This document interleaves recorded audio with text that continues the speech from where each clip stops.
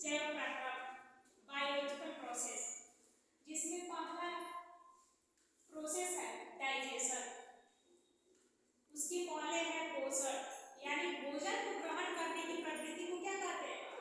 पोषण करते हैं, न्यूट्रिशन करते हैं। यानी भोजन को ग्रहण करेंगे तभी पाचन होगा, तो भोजन को ग्रहण करने की प्रवृत्ति क्या कहलाए? पोषण। उसके बाद आपको डाइजेस्टिव सिस्टम का एक फिगर है, पाचन तंत्र का फिगर है, जिसमें आपको जनरली बताएंगे। तो पहले आप लोग ध्यान दीजिए कि डाइजेशन क्या होता है, पाचन क्या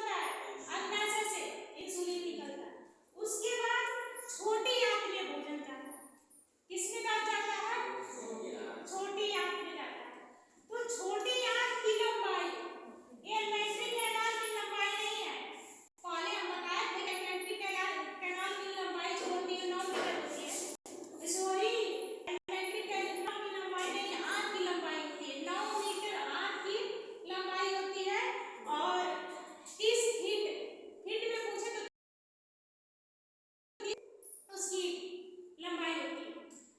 ये alimentary कैनाल का लंबाई मत देखिएगा जो बीच में हम बोल दिए हैं। अब यहाँ पे ध्यान दीजिए, ये भोजन किसके जाएगा? छोटी आंत। छोटी